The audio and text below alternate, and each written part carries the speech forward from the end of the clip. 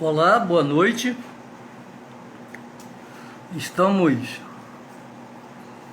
mais uma vez reunidos para louvar e exaltar o nosso Deus, porque só Ele é digno do nosso culto, do nosso louvor e da nossa adoração.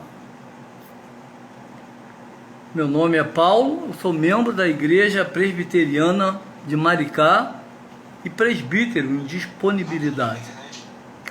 A palavra de Deus nos assegura que, se nos reunirmos para buscar o nosso Deus, Ele se faz de maneira presente, ouvindo e compreendendo, buscando nos atender. A nossa reunião, e toda vez que nos reunimos para falar da palavra de Deus, deve ser em atitude de louvor e exaltação, primeiramente a Deus, e buscando, através da sua palavra, compreender aquilo que Ele tem como princípios que Ele nos ensina. E a nossa reunião visa exatamente isso: fazer um estudo da sua palavra, daquilo que Ele diz através da Bíblia, que para nós é a palavra de Deus. E toda vez que nos reunimos para louvar a Deus, precisamos fazer isso de coração.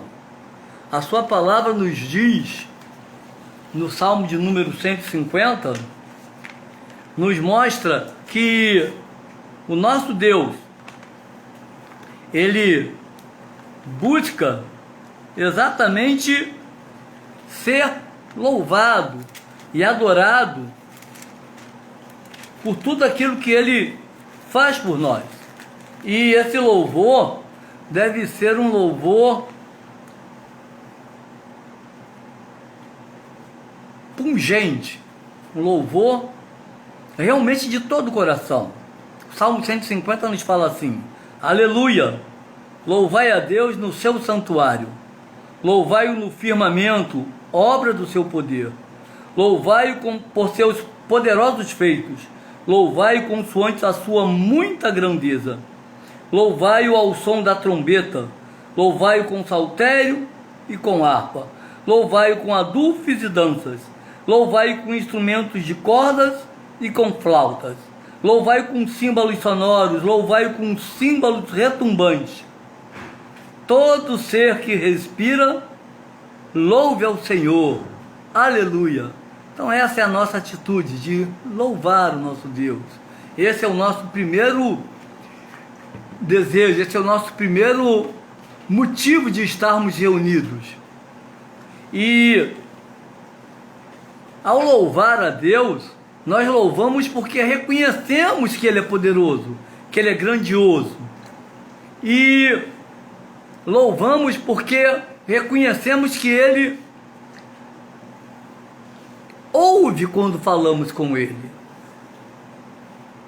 Você e eu temos uma ideia, talvez pequena, mas ainda assim uma ideia que nos dá a compreender quão poderoso é o nosso Deus. Todo o universo foi criado por Ele. Então, por isso que nós louvamos e glorificamos o nosso Deus. E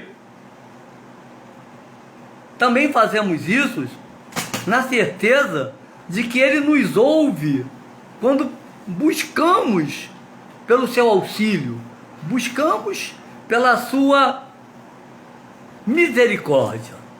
E nós vamos nesse instante, e eu peço que você também faça, faremos uma oração de louvor e de adoração ao nosso Deus, e ao mesmo tempo uma oração também que mostre a Deus o quão confiamos nele. E por isso eu pediria que você, neste momento, enquanto eu estiver orando, você ore também, mas que a sua oração seja de realmente reconhecer o quão grandioso é Deus e, ao mesmo tempo, derramar diante dele o seu problema, a sua aflição, a sua dor, o seu motivo de oração. Talvez seja por emprego, talvez seja por soluções de problemas, às vezes matrimoniais, às vezes por questões de educação dos filhos, por essa enfermidade que tantos problemas vem causando às pessoas, a enfermidade que está assolando o mundo inteiro, e sempre haverá enfermidades assolando e preocupando o mundo inteiro.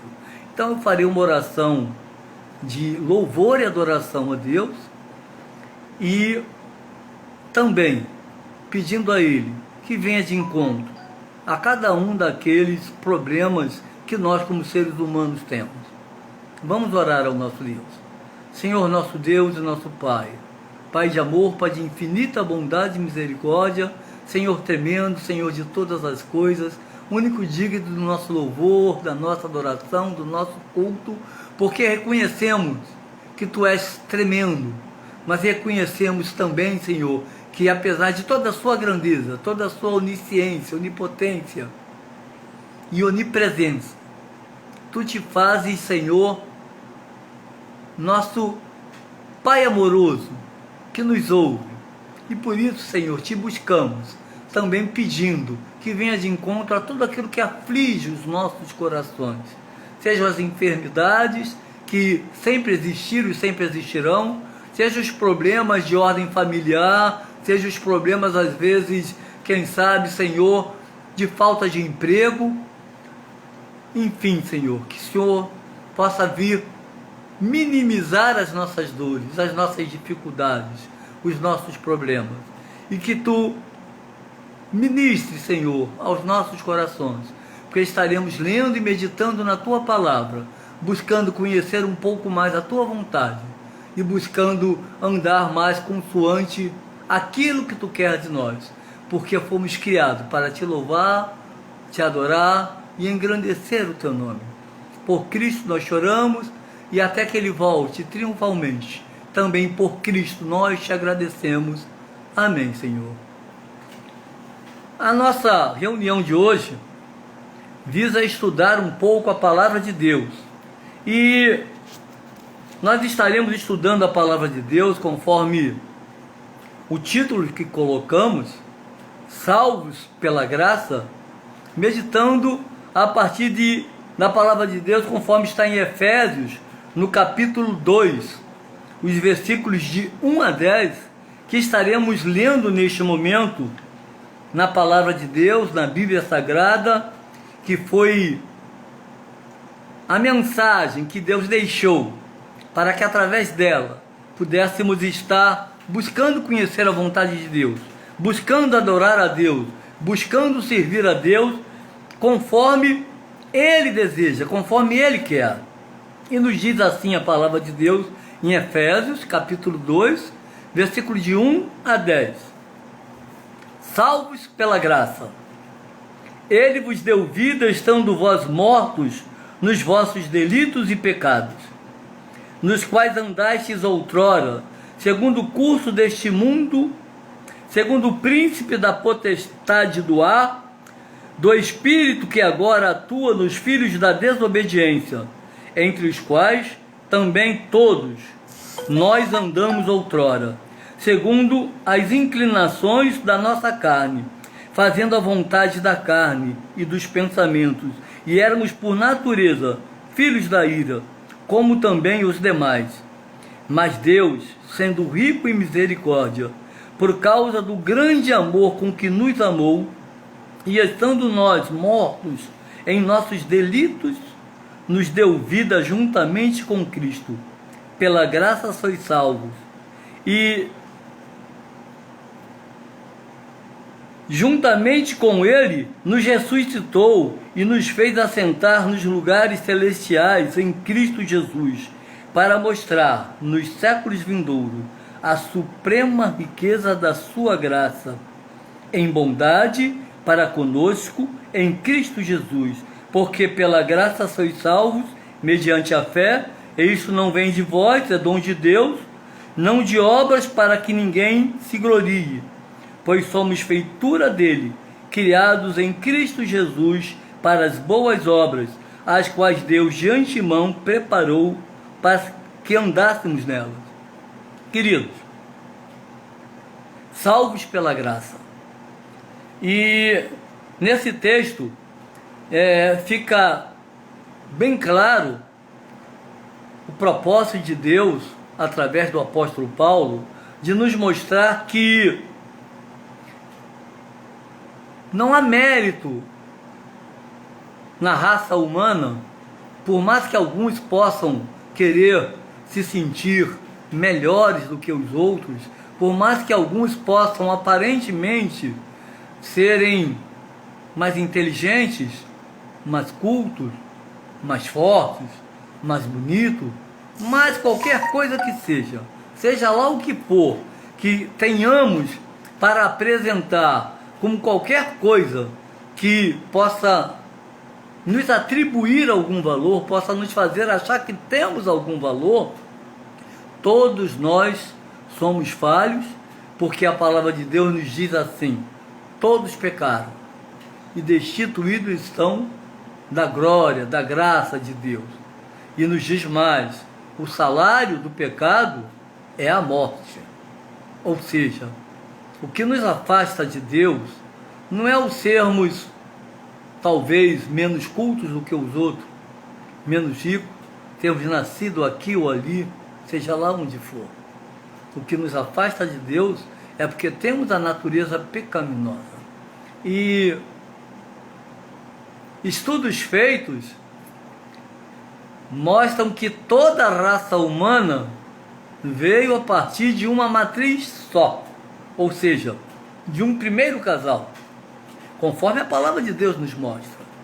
E a palavra de Deus nos diz que em Adão, ou seja, no primeiro homem, todos nós pecamos, ou seja, todos nós perdemos a nossa pureza espiritual, todos, independente de raça, cor, independente de nacionalidade, independente do que quer que seja, todos somos falhos diante de Deus. E a desobediência é geral, é total. E às vezes nós queremos lutar para mostrar para as pessoas que as obras são insuficientes para salvar. E nós precisamos, de fato, nos conscientizar, cada um de nós, eu e você, que não é contra as obras que devemos lutar. Devemos buscar praticar obras. E nós vamos mostrar mais adiante que isto é uma tarefa, é um dever de todo ser humano. E não é contra as obras que devemos lutar, mas é contra confiar que isso vai nos salvar. Confiar que sermos bonzinhos é o que nos salva. Ficou registrado na palavra de Deus que, ao ser crucificado, Jesus foi crucificado entre dois, declaradamente, assumidamente, reconhecidamente, visto pela sociedade como ladrões. Jesus não. Jesus era santo, puro. Ele estava lá na cruz no meu lugar e no seu lugar. Mas ao ser condenado, ao ser,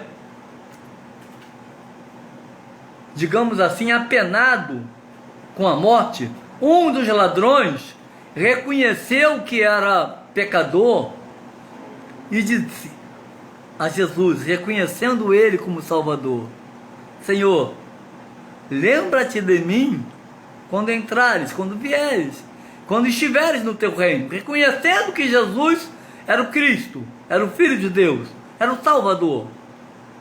E Jesus disse para ele: hoje mesmo estarás comigo no paraíso. Por quê? Porque aquele ladrão seria crucificado, morto, humanamente falando, mas estaria salvo. E ele não teve tempo nenhum para fazer obra nenhuma. Ele estava sendo crucificado naquele momento. E por isso não teria como, caso fosse obras que salvassem, praticar obra nenhuma para obter a salvação. Então fica claro na palavra de Deus que não é por obra que ninguém se salva. E o próprio texto diz que não por obras, para que ninguém se glorie, ninguém pense que isso é o que vai fazer. E na palavra que nós lemos, diz assim, em Efésios, no capítulo 2: ele vos deu vida, estando vós mortos nos vossos delitos e pecados. Ou seja, Paulo estava falando para um grupo, estava escrevendo a carta para os cristãos de Efésios e para os cristãos de todas as épocas. E estava dizendo: vocês, antes de serem salvos, estavam mortos nos vossos delitos e pecados. É isso que o texto procura nos mostrar. E no versículo 2, ele fala assim: nos quais andaste outrora, segundo o curso deste mundo, segundo o príncipe da potestade do ar, do espírito que agora atua nos filhos da desobediência. Ou seja, todos. E aqui o verbo andar visa descrever exatamente o caminhar, né? A evolução, a situação de progressão. E a progressão que tínhamos antes era a progressão cada vez mais para nos afastar de Deus. E Paulo diz que antes andávamos neste caminho, todos nós iguais, independente da nacionalidade, independente de qualquer coisa. Então fica claro na palavra de Deus que todos somos iguais diante de Deus. Todos somos pecadores. E somos justificados por Cristo.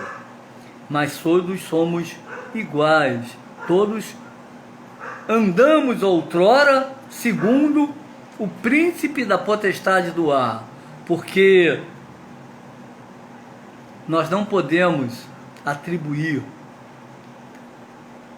a Satanás todo o poder. Nós não podemos atribuir a Satanás a condição de fazer o que ele quer, mas ele está livre para nos tentar, até que Cristo volte e estabeleça o seu reino. Por enquanto, nós vivemos buscando fazer a vontade de Deus, mas ainda estamos andando no pecado. E a palavra também, aí, continuando, nos diz que digno da vocação, ou seja, andar em amor. Veja só, estilo de vida pautado em boas obras. É isso que nós devemos buscar. Devemos buscar um estilo de vida que evidencie que somos diferentes agora, que não mais vivemos naquele tipo de vida que levávamos antes. E no próprio livro de Efésios, na própria carta de Paulo aos Efésios, fica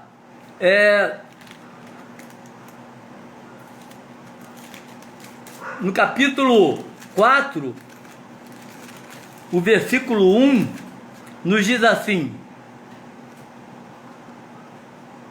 rogo-vos, pois eu, o prisioneiro no Senhor, que andeis de modo digno da vocação a que foste chamados. Esta é a questão, meus irmãos. Obra não salva, mas nós fomos chamados por Deus para andar de maneira diferente da forma como andávamos antes. Nós devemos ter um viver que mostre isso. E Paulo elenca na própria carta aos Efésios alguns aspectos de como isso deve ser. ele nos fala assim, em Efésios capítulo 5, no versículo 2: andai em amor, como também Cristo nos amou e se entregou a si mesmo por nós, como oferta e sacrifício a Deus em aroma suave. Andai em amor. Meus irmãos, essa palavra amor é confundida muitas vezes porque ela tem vários aspectos, vários significados. E o significado de andar em amor é andar buscando fazer aquilo que Deus espera de nós, aquilo que Deus deseja de nós. A palavra de Deus nos diz assim: amai os vossos inimigos. E este amor não é necessariamente gostar, no sentido de apreciar aquilo que aquela pessoa faz. Este amor quer dizer, não desejo mal a ninguém.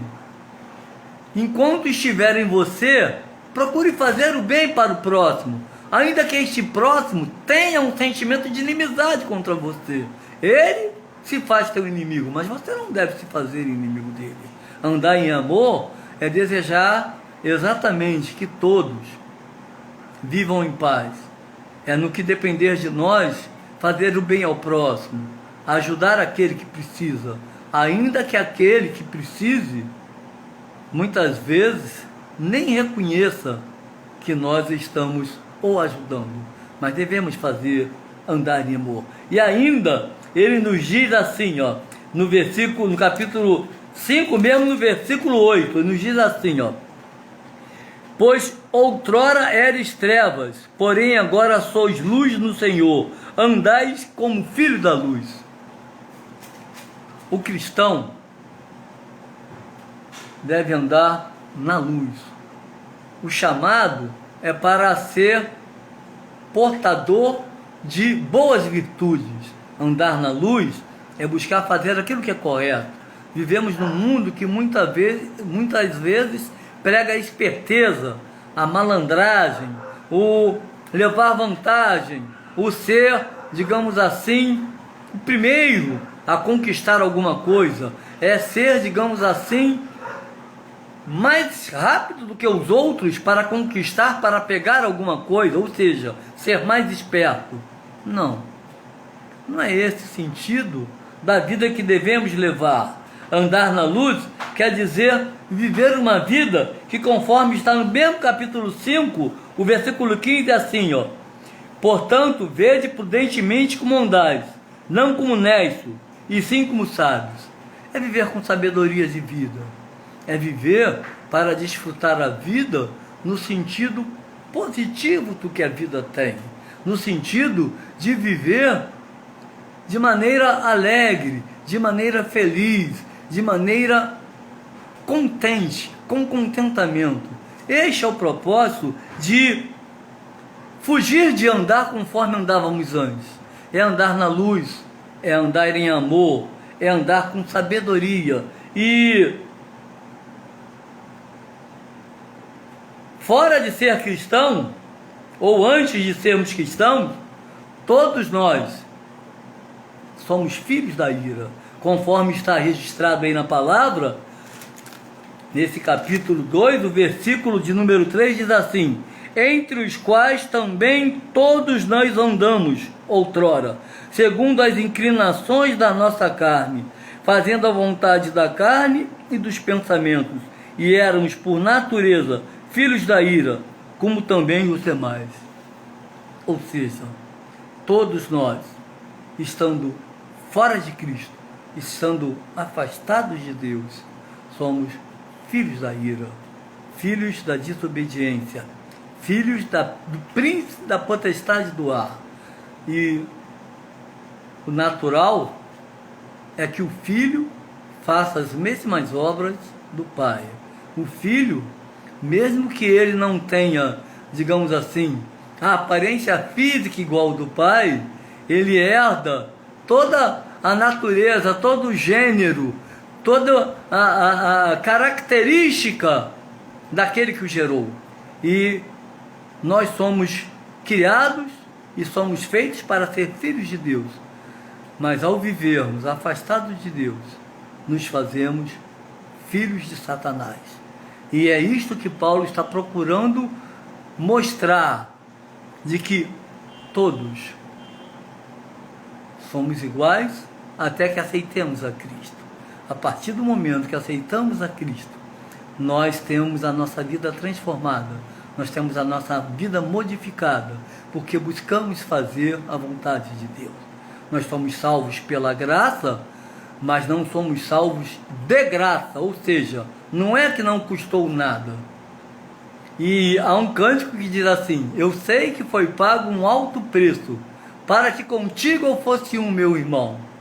Quando Jesus derramou sua vida, ou seja, quando ele se entregou na cruz, ele se entregou exatamente para me salvar e para te salvar.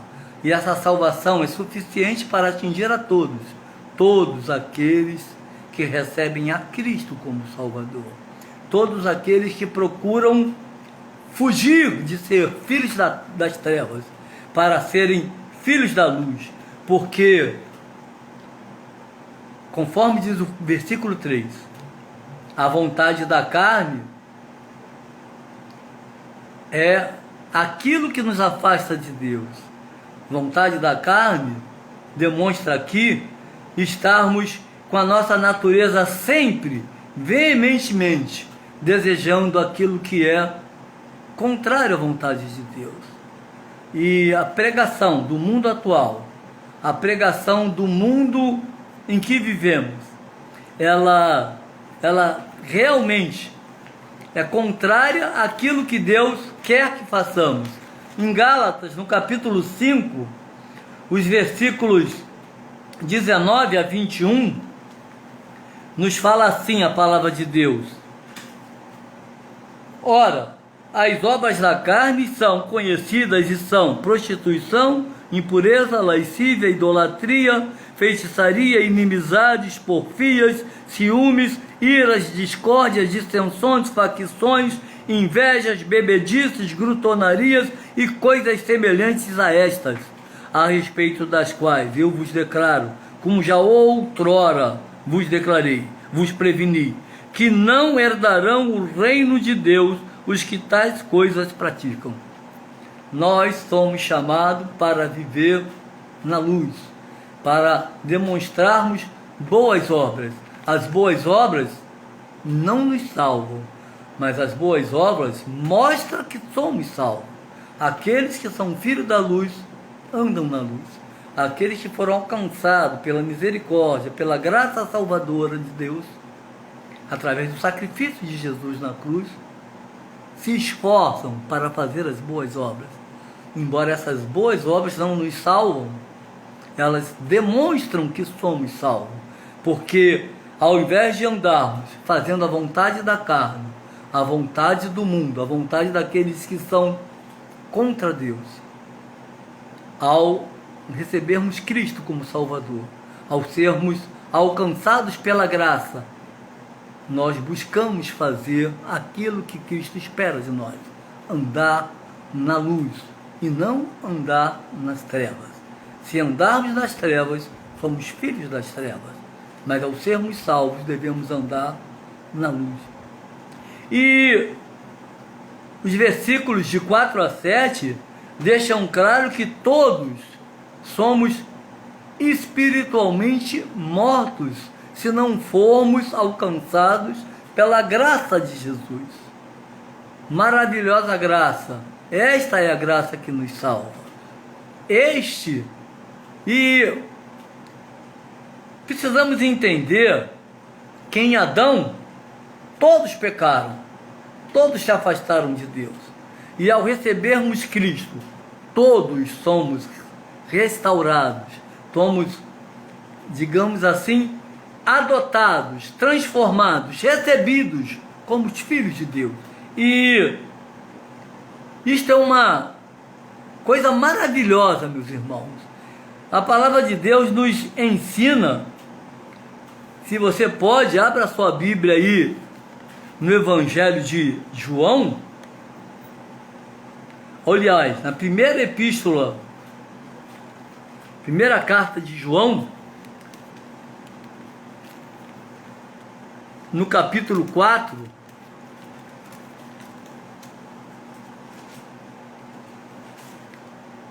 os versículos 9 e 10 nos fala assim: nisto se manifestou o amor de Deus em nós, em haver Deus enviado seu Filho unigênito ao mundo, para vivermos por meio dele. Nisto consiste o amor, não em que nós tenhamos amado a Deus, mas em que ele nos amou e enviou o seu Filho como propiciação pelos nossos pecados. É isso que nos faz sermos revividos espiritualmente, porque sem esse amor demonstrado através do sacrifício de Jesus na cruz, sem receber esse amor no coração, nós continuaremos afastados e continuaremos longe de Deus. A graça de Deus demonstrada no sacrifício de Jesus na cruz é o que nos salva. A fé, ela demonstra que nós recebemos essa graça. Não é a fé que nos salva. E olha aqui, a pessoa pode ter fé em muitas coisas. Tem gente que tem fé no dinheiro que tem no banco. Tem gente que tem fé na sua inteligência, na sua força. Tem gente que acha que determinada coisa vai livrar, vai salvar de situações assim e assim. Tem gente que acha que ser bonzinho é o que vai salvá-la. Tem gente que acha que nós viveremos e morreremos e tornaremos a viver para sermos bonzinhos de novo, o suficiente para ser bonzinho, a ter crédito suficiente para a salvação. Não. Somos salvos pela graça, pelo sacrifício de Jesus na cruz. E olha, se não acreditarmos assim, nós estaremos sendo inconsequentes. Por quê?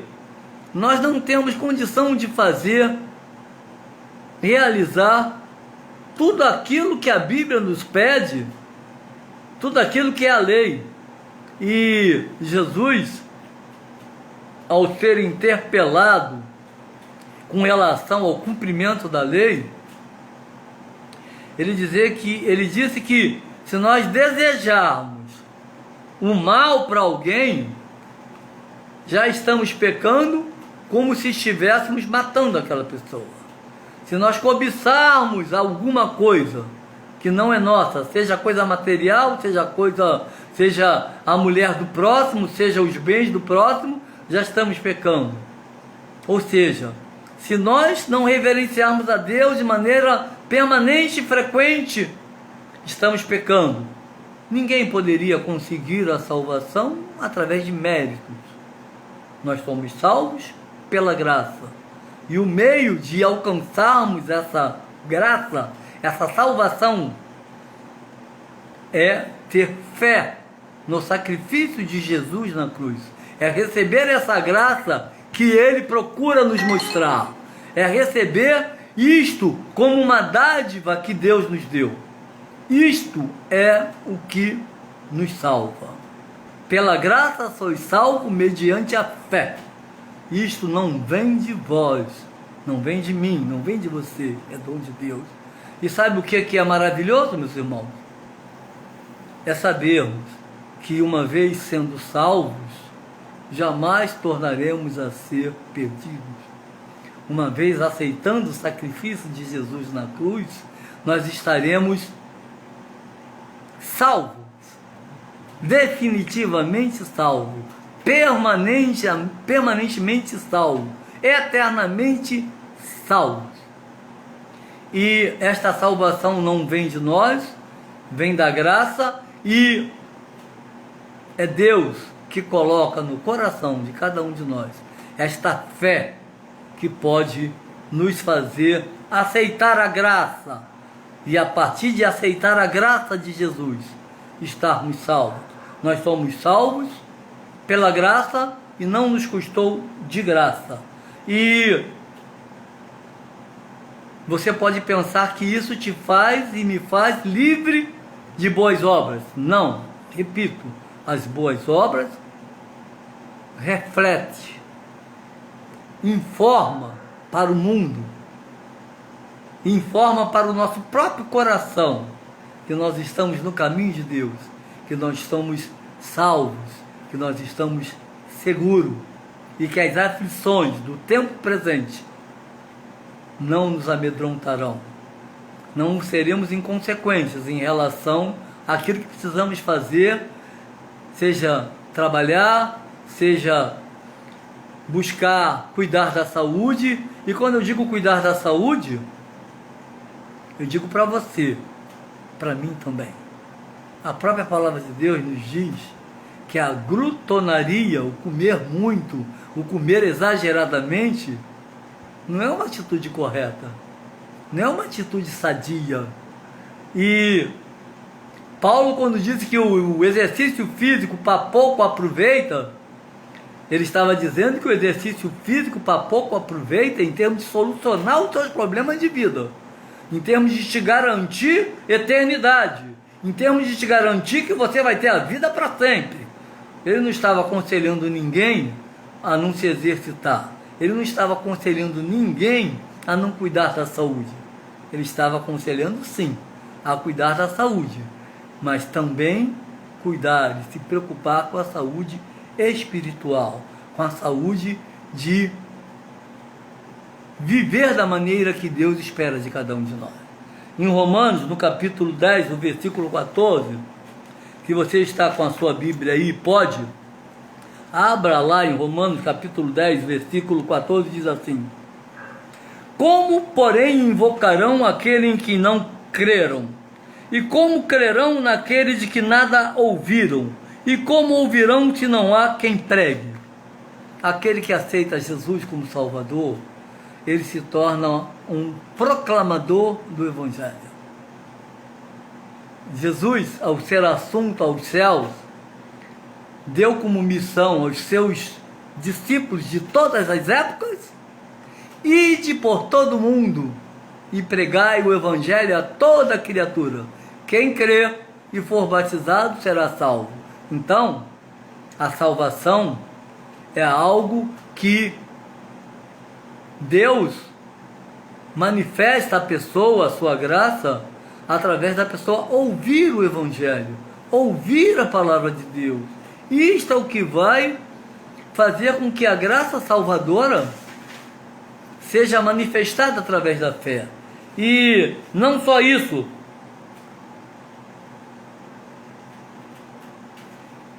no mesmo livro, no Evangelho de João, não no mesmo livro daqui que acabamos de ler, mas no livro da Palavra de Deus, na Bíblia, o Evangelho de João, nos diz assim: mas a todos quanto o receberam, deu-lhes o poder de serem filhos de Deus, a saber, aos que creem no seu nome. A salvação é de graça, mas ela se manifesta através da fé, e a fé vem pela pessoa ouvir, e esta fé tem que ser manifestada no sacrifício de Jesus na cruz, no reconhecimento de que é aquele sacrifício que nos salva, que é aquele sacrifício que nos redime da situação de sermos filhos da ira para passarmos a ser filhos da luz. E ainda mais, eu quero que você pense ainda, conforme está em Tiago 2, na carta de Tiago, no capítulo 2, no versículo 17, diz assim: assim também a fé, se não tiver obras, por si só está morta. Então nos deixa claro que nós precisamos anunciar a palavra de Deus, pregar o Evangelho, confiar no sacrifício de Jesus na cruz, mas precisamos demonstrar que tudo isto também se evidencia no nosso viver, nas nossas boas obras, a quais Deus de antemão preparou para que todos nós andássemos nela. Eu e você, todos nós precisamos andar na graça, precisamos andar nos caminhos de Deus. Isso que nós precisamos fazer. É desta maneira que precisamos nos comportar. Precisamos viver um evangelho não de aparência, um evangelho de boas obras e de boas novas. As boas novas é que Jesus veio, morreu, foi crucificado, sepultado, ressurgiu, voltou ao céu, e todos aqueles que o recebem são salvos. Esta graça é as boas novas, e nós precisamos praticar as boas obras. Precisamos andar exatamente como queremos andar. E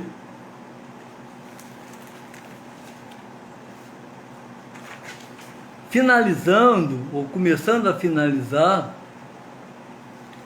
nós somos salvos, e uma vez salvos, somos salvos para sempre. Mas no mesmo Evangelho que nos diz isso, nos diz que devemos praticar obras. E na palavra de Deus, ainda na carta de Tiago, nos fala assim, no capítulo 2, no versículo 14. Meus irmãos, qual é o proveito se alguém disser que tem fé, mas não tiver obras? Pode acaso semelhante fé salvá-lo?